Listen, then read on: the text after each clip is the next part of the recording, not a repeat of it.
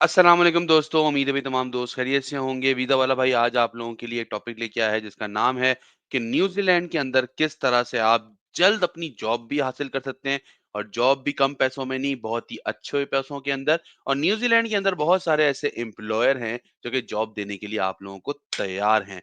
ज़रूरत किस बात की है कि आप लोग कंसिस्टेंसी से अप्लाई कर रहे हों, बिना थके अप्लाई कर रहे हों, बिना ये सोचे कि पता नहीं मेरा होगा या नहीं होगा, अप्लाई कर रहे हों। बहुत सारी वीडियोज़ में मैंने आप लोगों को अप्लाई करने का तरीका तो सिखाया और आज आप लोगों को मज़ीद डिटेल में पूरा प्रोसेस एक प्रेजेंटेशन के थ्रू समझाऊँगा क्योंकि आपका भाई हमेशा प्रेजेंटेशन के हिसाब से ही बात करता है। दोस्तों वीडियो को शुरू करने से पहले एक रिक्वेस्ट, प्लीज़ वीडियो को लाइक करें, अभी लाइक करें, अभी लाइक करें और चैनल को सब्सक्राइब करें क्योंकि ये सपोर्ट आप लोगों की मुझे बहुत ज़्यादा सपोर्ट करती है। आइए दोस्तों, आप लोगों के साथ अपनी प्रेजेंटेशन शेयर करता हूँ जो मैंने आप लोगों के लिए अभी बना के तैयार रखी हुई है।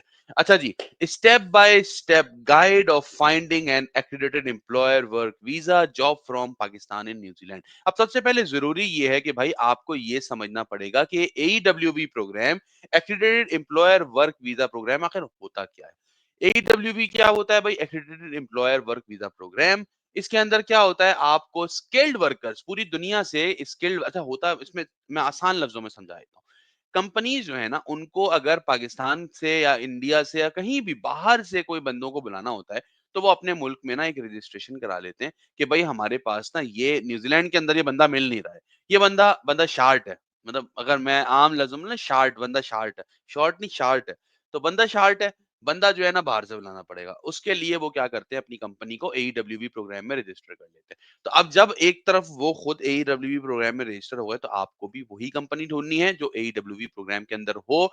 दोबारा बता रहा हूँ, हर दफ़ा बताता हूँ अपनी वीडियो के अंदर, हर जॉब पे अप्लाई नहीं करना है। सिर्फ उन जॉब्स पे अप्लाई करना है जो एडब्ल्यूबी प्रोग्राम के अंदर कंपनीज़ रजिस्टर हो, ठीक है? अब ये मैंने आपको बता दिया 2 से 3 साल का ये वीज़ा होता है जो कि फर्दर एक्सटेंड हो सकता है, ठीक है? आगे चलते हैं। सबसे पहला चेक योर एलिजिबिलिटी, ठीक है? सबसे पहले आपने जॉब ऑफर को चेक करना है कि वो जॉब ऑफर जो है वो न्यूजीलैंड के अंदर आपकी जॉब कैटेगरी के अंदर आ भी रही है या नहीं आ रही। अच्छा यहाँ एक बात बताऊं, मैं जिन लोगों का केस फॉर्मली डील कर रहा होता हूँ अपनी कंपनी के थ्रू, मैं उनका ऐसे ही केस नहीं ले लेता। मैं उनको पहले बोलता हूँ भाई मुझे अपनी सीवी भेजो। वो मुझे अपनी सीवी भेजते हैं। फिर मैं उनकी सीवी के बिहाफ पे सर्च करता हूँ कि उनकी कितनी जॉब जो है वो मार्केट में आ रही हैं और उनमें से कितनी कंपनी जो है वो एईडब्ल्यूबी प्रोग्राम के अंदर रजिस्टर हैं। जब ये चीज मैं चेक कर लेता हूं तो फिर मैं उनको एक पूरी प्रॉपर रिपोर्ट बना के देता हूं कि भाई ये जॉब टाइटल्स हैं जो कि मार्केट में हैं इस वक्त, जिनमें जॉब्स अवेलेबल हैं। अगर आप मुझे गो अहेड देंगे तो फिर मैं आपके लिए आगे फर्दर काम कर सकता हूं। हर किसी का मैं भी केस नहीं लेता। तो अगर आप भी चाहते हैं, अच्छा ये असेसमेंट मैं फ्री में ही करके देता हूं, कोई रुपया नहीं लेता मैं इनका। तो नीचे दिए हुए नंबर के ऊपर कांटेक्ट कर लो स्क्रीन के ऊपर, मैं आपको फ्री में ये काम करके दे दूंगा। लेकिन कम से कम ग्रेजुएट होने चाहिए हो भाई, आप इसके लिए ग्रेजुएशन होनी चाहिए कम से कम, ठीक है? अच्छा, अब एलिजिबिलिटी में क्या हो गया कि आपने ऐसा एम्प्लॉयर ढूंढ लिया जो कि एक्रीडेटेड हो एईडब्ल्यूबी प्रोग्राम के साथ। उसके अलावा आप जो है जाहिर सी बात है यहाँ पे कोई चोरी चकारी जो है ना वो आप फ्रॉड के केस में मुलविस ना हो, आपका पुलिस करेक्टर सर्टिफिकेट बिल्कुल ठीक हो, आपको कोई मोहल्लक बीमारी ना हो, आपका जो मेडिकल क्लियरेंस हो वो बिल्कुल ठीक हो। उसके अलावा आपके पास रेलेवेंट स्किल्स, एक्सपीरियंस और क्वालिफिकेशन भी होनी चाहिए।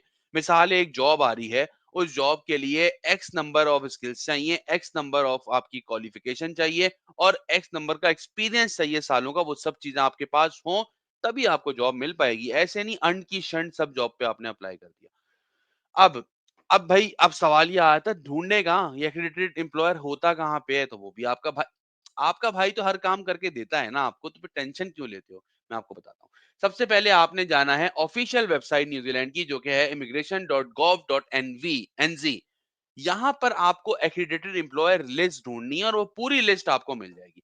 एक दफा जब वो पूरी लिस्ट आपको मिल जाएगी तो वो लिस्ट आपने डाउनलोड कर लेनी है और उसके बाद आपने ज्यादा जो टारगेट रखना है ना जिन इंडस्ट्रीज के ऊपर, वो है आईटी, कंस्ट्रक्शन और हेल्थ केयर।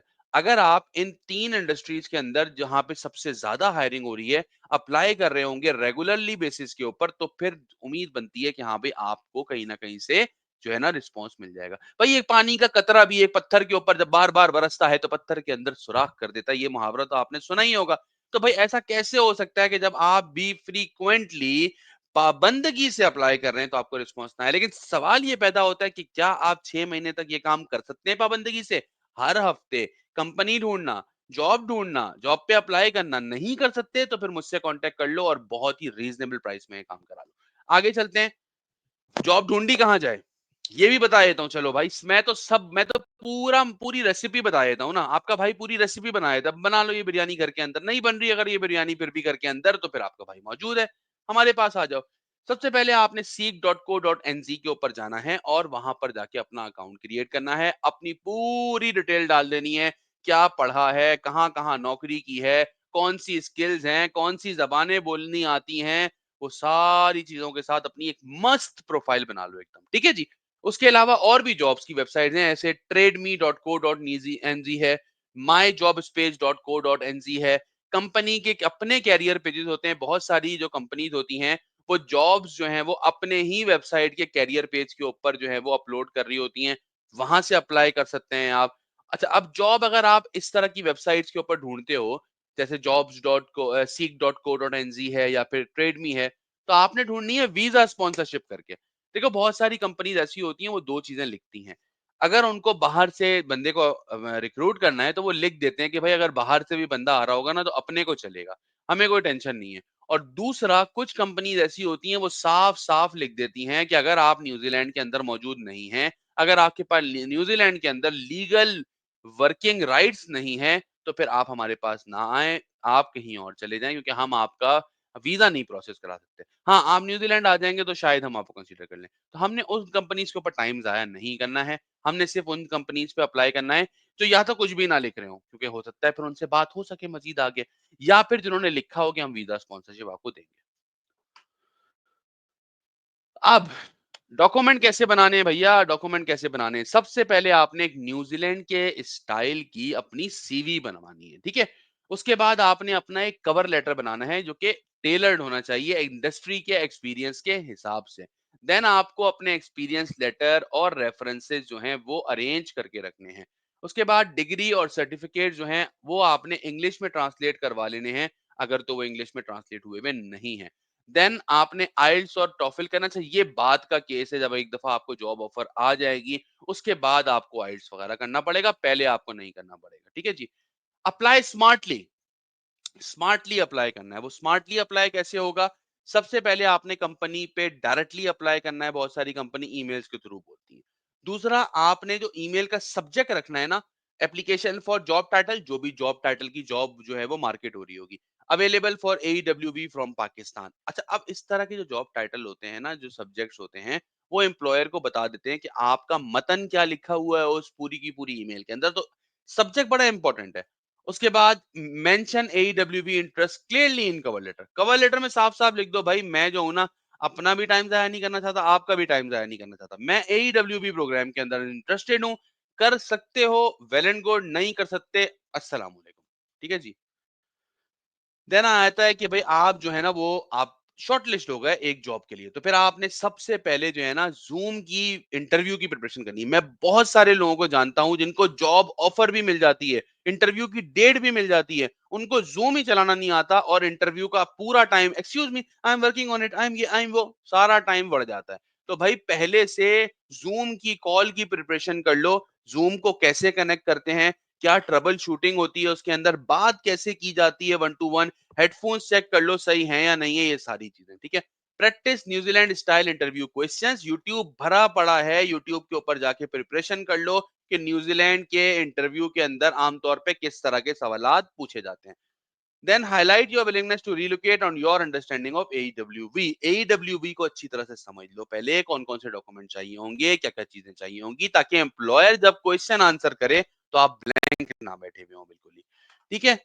स्टेप 8, आपने सबसे पहले क्या करना है कि formal job offer letter employer से अपने पकड़ लेना है। उसके बाद employer will apply for job check, ये काम एम्प्लॉयर का होता है, जॉब चेक वो अप्लाई करेगा, इसकी फीस भी वही भरेगा।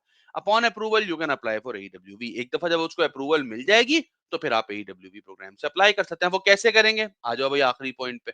Apply for AEWV visa, create RealMe account at immigration.gov.nz। इस वेबसाइट के ऊपर जाके आपको अपना रियलमी अकाउंट बनाना होगा, अपने सारी एप्लीकेशन फिल करके अपने डॉक्यूमेंट अटैच करने होंगे, वीजा फीस पे करनी होगी जो कि 750 न्यूजीलैंड डॉलर है खाली, और फिर अपना बायोमेट्रिक देना होगा वीएफएस ग्लोबल के ऑफिस में। और ये सब हो जाने के बाद आपने प्रिपरेशन करनी है निकल जाने की, ठीक है? फ्लाइट बुक करनी है, अकोमोडेशन बुक करनी है और ट्रैवल करते हुए अपने इंपॉर्टेंट डॉक्यूमेंट साथ रखने हैं। तो दोस्तों मैं उम्मीद करता हूँ मेरी ये वीडियो आप लोगों को हेल्प आउट करेगी अपनी वीज़ा जर्नी के अंदर। मज़ीद किसी भी किस्म की मालूमात के लिए हमसे कॉन्टैक्ट कर सकते हैं और नीचे कमेंट सेक्शन के अंदर अपनी फीडबैक ज़रूर दीजिएगा। मिलते हैं अगली वीडियो में, अब तक अपना बहुत ख्याल रखिएगा। अस्सलाम वालेकुम।